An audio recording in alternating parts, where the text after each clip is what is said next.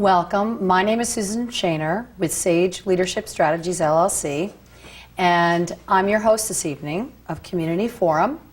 And I have the pleasure of having with me Tim Golding, who is the current headmaster of Wooster School in Danbury, Connecticut. Welcome, Tim. Thank you. I'm delighted to be here. Great to have you. First, can you tell our audience, what is an independent school? An independent school is, and I like to use the word independent as opposed to private. It's often used in a variety of contexts, but independent gives you a sense of inclusion, and private gives you a sense of exclusion. And independent schools, and there are roughly 1,000 of them around the United States, are accredited by various state and national organizations. And for the audience that is viewing, it may be a different term to use, but I think private is exclusionary, and so independent is the term I like to use. Now, just to play devil's advocate for a minute, some folks may say, well, if it's independent, it is private, and it could be costly for some people to go, so it may be exclusionary by that very nature. What would you say to that? I would say that most independent schools in this country try and set a part of their operating budget devoted to financial aid, which is need-based, and which is devoted to making sure that they have a good socioeconomic mix in their student body. Okay, so finances doesn't necessarily have to exclude someone. Absolutely not. In fact, we would encourage nobody to not look at Wooster School based on the cost of the education, but to look at it for the quality of the education. Okay. Now, I understand that you've had a very distinguished and accomplished career as a head of school with national experience. What is it exactly about Wooster that attracted you to this particular school? Because I understand that you just started there in July, right? I did, and I had been head of a pre-K to 12 school in Wilmington, Delaware that was founded just a little earlier than Wooster in 1919. It was the Tower Hill School. It was founded by the DuPont family, and I got there at age 39 and found myself there for 19 years, and it was a wonderful experience. Both of my children graduated from there, and then I took some time off. I became an interim athletic director at Moses Brown in Providence, Rhode Island, and then last year worked for the Boys and Girls Club on Martha's Vineyard. And just about the time that my daughter was getting ready to get married on Martha's Vineyard, this search came up for the Wooster School, which I'd heard a lot about. And part of it has to do with its second headmaster, John Verdery, who is legendary in the independent school circles. And I'd heard enough about it to get interested in the search and threw my hat in the ring, and here I am as head of school. And one of the things that attracted me to Wooster was its legendary ethical foundations, and also a jobs program that has been there since the founding of the school. It's a program that allows students to stop what they're doing at 3 o'clock and help maintain the school. And one of the interesting parts about that is that senior prefects supervise the younger students in those jobs.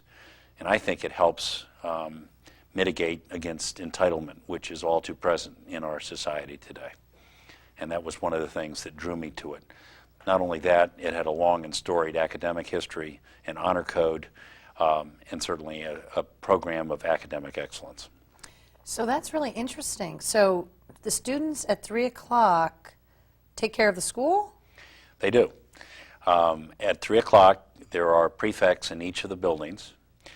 They supervise younger students, middle school, upper school students. Lower schools have different jobs that are smaller in nature. But it teaches students at an early age not only to be leaders, those that are prefects, but it also teaches the younger students the importance of being responsible for maintaining the property that's around them. And as a person that feels very strongly that respecting property is important, to have that embedded in the mission statement of the school drew me to Wooster almost more than anything else, because it meant to me that the value of work, the value of maintenance, the respect for property was very, very important. So you still don't need a cleaning crew or anything? They do it all? No, they don't do it all. We need a cleaning crew because okay. obviously at 3:30 they go off to their athletic programs and they go off to their arts programs. But it's a half an hour of time when they can vacuum and clean waste baskets. They also help in the kitchen. And it reminds them that they are a part of the greater good for that community. So the intent is really just to instill that sense of pride and responsibility. Absolutely. And it's not something that just came about. It's been there embedded in the mission statement of the school since the school was founded in 1926. Okay, terrific. So you've been there about 4 months now. Mm-hmm. So enough time to get familiar with the students, the faculty, where the bathroom is, that sort of thing. What have you carved out as your key agenda? What are the key things that you hope to accomplish? I was head of an upper school in Columbus, Ohio, and I was fortunate enough to go to a seminar that featured speaker, a very successful Ohio industrialist. And it was in the early 80s. And I still remember what that man said because he's a very successful man. He said there are three kinds of people in the world: those that make things happen, those that watch what happened, and those that wonder what happened. I guess you would have to say that I'm one of those people that makes things happen. And there are 4 goals for me this year. The first and foremost is to increase the enrollment. The second is to maintain and increase our financial stability. The third is to make us more visible. I think Wooster is a well-kept secret. As a matter of fact, we have outstanding winning teams this year in particular. Our volleyball team just finished an undefeated season at 15-0. They're ranked 3rd in the New England tournament they're participating in. Our soccer team, girls soccer team, has gone on to qualify for the New England soccer program. Our cross-country team has done well. Middle school team, 60% of our middle school students are participating in athletics. Last year, before I even arrived, we managed to win the championship in terms of state computer championship against all parochial and public and private schools that were, or independent schools that were competing. And 50% of our 5th through 8th graders are qualifying for the Johns Hopkins Talented Youth Program. So we have a very, very good product that is, I think, perhaps not necessarily as well known. And we've also been a sleeping giant. It's sort of a hidden jewel in this area.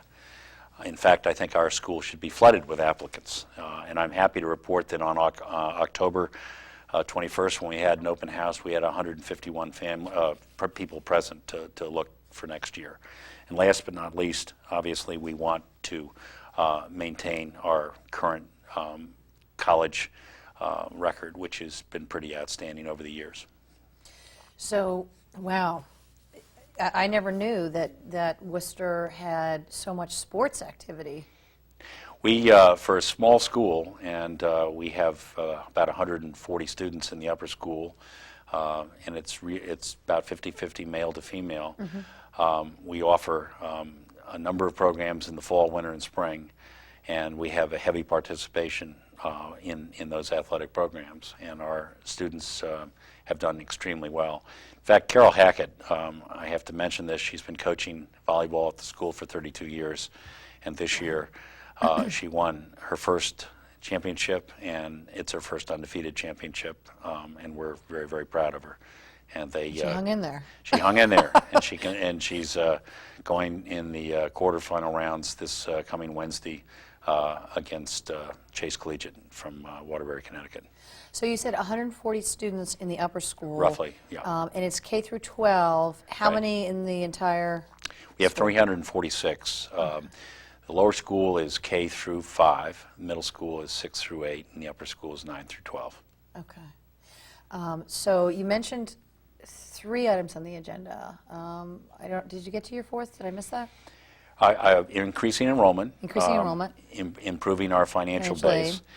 More visibility, and getting the word out about. And getting the word out. Okay, and this is one way we can do that, right? Right, exactly. So increasing the enrollment, I understand that in particular the lower school and maybe some of the other schools have had some attrition in the last few years. What would you attribute that to, and what are you doing to address that? We actually spent some time this fall looking at the demographics for the entire region.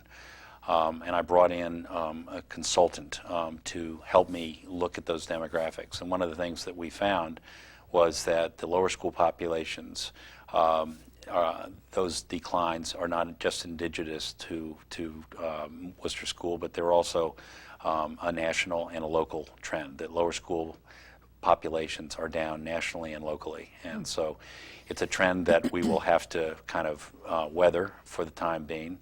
But we're also piloting a pre-K program that might take off for the fall that would be interesting to younger families in terms of an earlier grade level, because we currently start at K. And with pre-K as an option, that might help address some of that lower school issue. In terms of being a funnel into the lower school? Absolutely, absolutely. That being said, we have a number of applicants for next year's kindergarten that came through as a result of the open house. We also have an extraordinary number of students that are interested in the middle and upper schools. So I'm very optimistic that those enrollment issues will resolve themselves over time. So it sounds like the research that was conducted showed that there's other schools in the area experiencing this problem. Absolutely. What are they attributing it to? So parents aren't as interested in sending their schools in the every lower so grades, often, as you may know, you get to dips in the population bubble and the age bubble, and this is one of those periods of time. Colleges went through this a number of years ago, where there was felt to be a decline in the college-bound student population, and it was felt that a number of colleges would go out of existence. They managed to reposition themselves in different ways and survived, and we're not in that situation, but clearly all lower schools are in some level of diminution. Okay. So today, I mean, there's a large number of educational options for parents, from, as you're characterizing it, independent schools to the public schools to, there's a big, huge movement in the homeschool. Right. So what would you say to parents who are considering other options? Well, I go back to what brought me to Wooster, founded in 1926.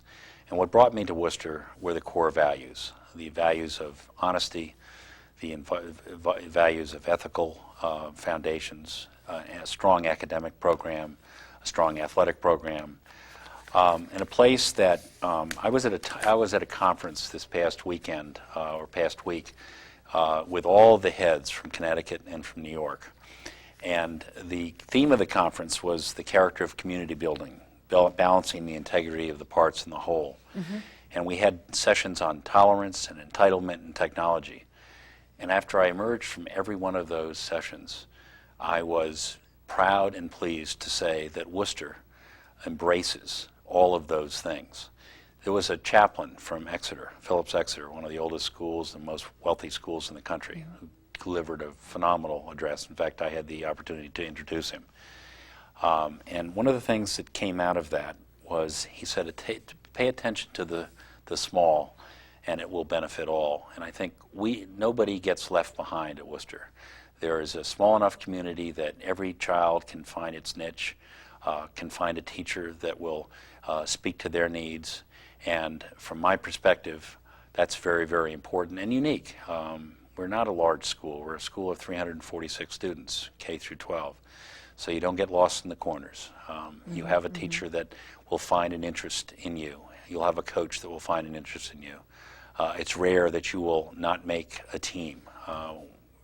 Arts and music and theater have been historically strong there. So that from my perspective, there's a place for everybody.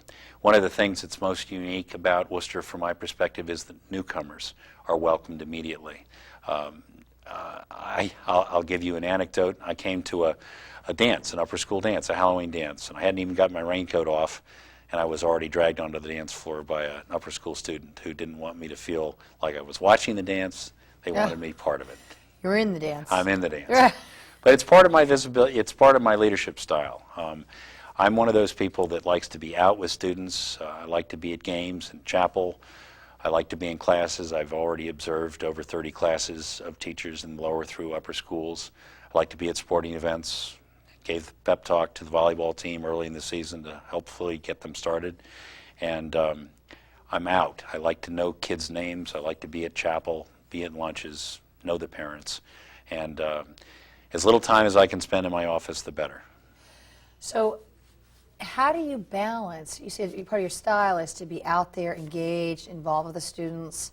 How do you balance that with your administrative and all the financials, the operating budget, dealing with all the nuts and bolts of what it takes to run the school? Well, I ran a school that was double this size for 19 years in Wilmington, Delaware, with extremely high expectations. And I learned that you need to delegate.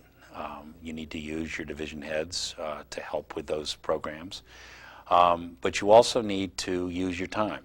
And one of the things that Wooster School and Tower Hill School do very, very well is teach our youngsters time management. I'm a product of an independent school. My father was an Episcopal minister. I spent my early days in independent schools in Massachusetts, and then he moved to Washington, D.C. So I attended the National Cathedral School for Boys, and then went to an independent college. And believe me, when you are participating in athletics 2 or 3 seasons a year in college, you learn how to manage your time. And I think the same is true at Wooster. Our students are busy, they're involved in many extracurricular activities, and they learn how to budget their time. I once had a graduate's mother at Tower Hill tell me, the most valuable thing that Tower Hill taught my children, and I would say the same for Wooster, is how to budget their time, how to manage their time. And that's how I manage my time in the headmaster's office. It's a full day, no day is the same, and yet my time that's most valuable is the time I spend with the children, whether it's lower school, middle school, or upper. Now, you commented on one of the benefits of being in such a small environment is that the children will get the individual attention that would help them excel, as well as to be able to find their niche in their interests. And you mentioned theater, the arts, and I know Wooster is known for its arts program. What about the science and technology? How is Wooster in those areas? Extremely strong. As I mentioned, we went, quite unbeknownst to me, I discovered that they won this computer technology championship last year with a very few number of students. 5 or 6 were participating, and they were competing against all the public, parochial, and independents. And we also have, I've been attending some of the upper school science classes, and we're talking about 10 to 12 students in an AP honors biology class. So you have a lot of individual attention, and it gives the students the opportunity to work very closely on labs with the instructor, so that they really do get some primary opportunities for research. So it sounds like from your background that your whole life has been in independent schools. It has. You went to independent schools, and you said you went to an independent college. I went to Haverford College, Quaker College, Okay. and then went on to Villanova for my master's in English. I did that sort of part-time while I was a full-time administrator and teacher at a Quaker school in Philadelphia. Again, more management of your time, and fortunately, master's degrees for both my wife and I were done by the time we had our first child, and that first child is now 31. That worked out well. Doing it afterwards would have been a little difficult. Absolutely.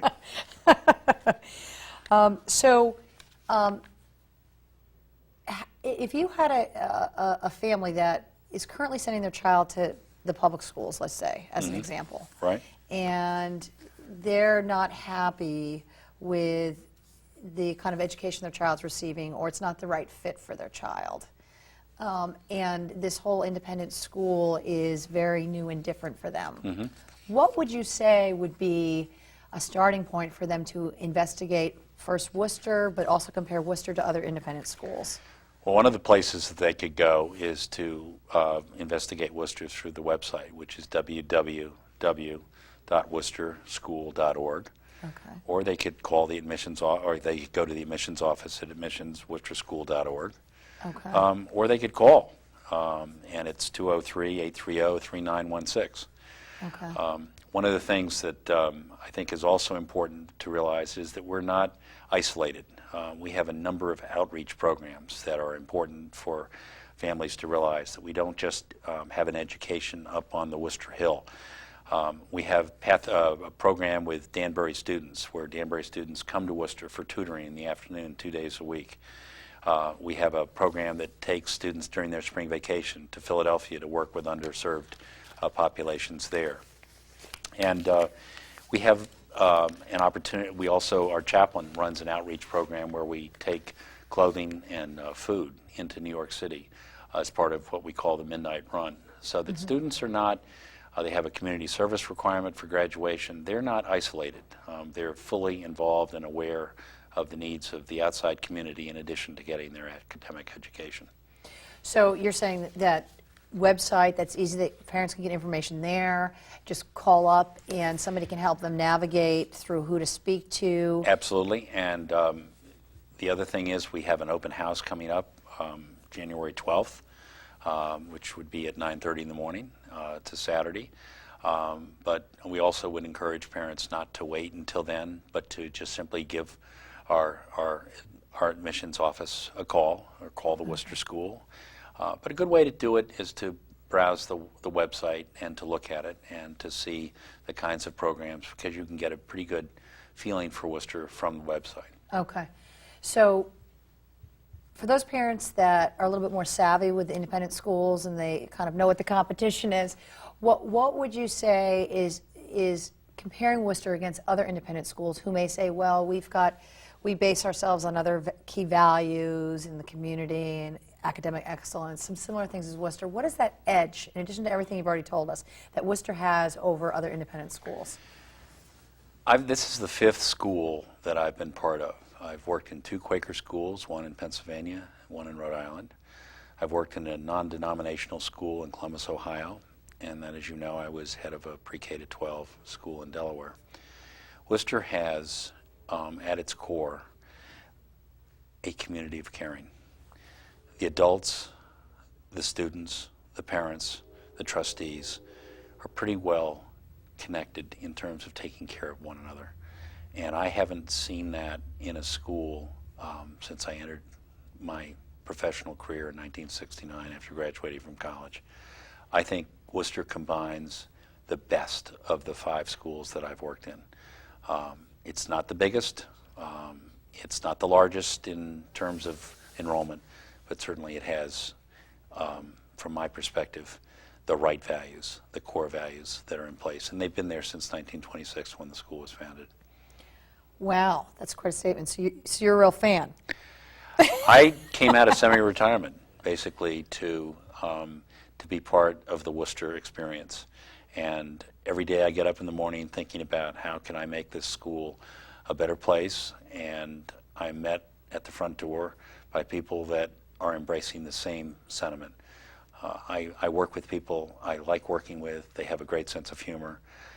Some of them are Boston fans, which I have to say in this particular neighborhood is harder for me, but needless to say, I'm very partial to the Boston Red Sox and New England Patriots, which probably offends some people, but I have a nucleus of people that are happy that I feel that way.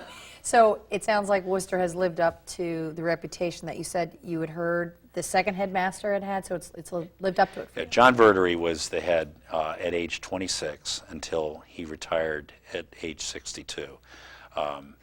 It's remarkable for me to even think about running a school when you're 26, and he did it, and he did it well. Now, in those days, it was a boarding school, and it was just boys, and it was 9 through 12. I certainly didn't start running a school when I was 26. It was more like 39. But I think that John Verdery, if he were still alive today, would feel proud of the school that he helped really put on the map. One of the things that's very interesting is that Worcester has also created leaders. A number of independent school heads of schools have come from Worcester, and even the former head of Harvard University, Neil Rudenstein, is a former graduate of Worcester School. So wow. I think of it as a place that produces future leaders of America. So if you could sum it up in a couple of words, at the end of your tenure, whatever it is, 5, 10, 15 years, maybe you'll never get to retire, What would you like your legacy to be? What would you like to leave behind at Wooster? I think that every head of school needs to be defined by the quality of the faculty that they've hired. And so I would be looking to hire faculty that are outstanding in every way. And that's how I define myself at Tower Hill, and that's how I will define myself at Wooster. So you're doing a lot to develop the faculty, is that?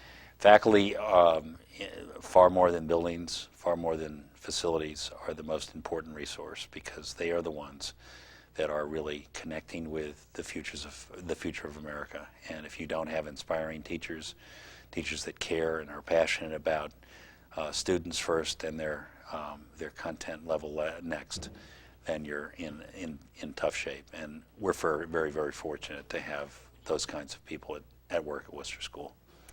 That's terrific. Now, I know we have just a couple of minutes here, and so I have to ask this question. I heard that Worcester has a Halloween parade every year where the children dress up in costumes, and I heard that you dress up in a penguin costume. Is that true, or is that a rumor? Oh, it's very true. And it was born out of my days at Tower Hill. I dressed up every year as an animal. And one of the reasons I chose an animal is that I didn't want to scare the little children. And I walked up 19th Street from my house, it was 2 blocks down, in my Halloween costume. It was a different one every year. It was always a surprise to the students and to the faculty as to what animal I would be. And it was a surprise this year. And I chose, my good wife, Mary Lou, found this penguin costume that was nice. We have a theme for the year, which is geese, so it was close. I couldn't find a good goose to be dressed up in, so I chose a penguin. But he had happy feet, orange feet, and I led the lower school parade, and it was a fun day. But I would say that the faculty themselves also get dressed up, and so it's a festive day. We don't take ourselves too seriously. We have a good sense of humor at Wooster, and I have a good sense of humor, and the penguin worked. Well, that sounds terrific. Well, I think we're almost at our time, but thank you so much for joining us and for letting us learn a little bit more about Wooster and your great enthusiasm for the school. Thank you for joining us.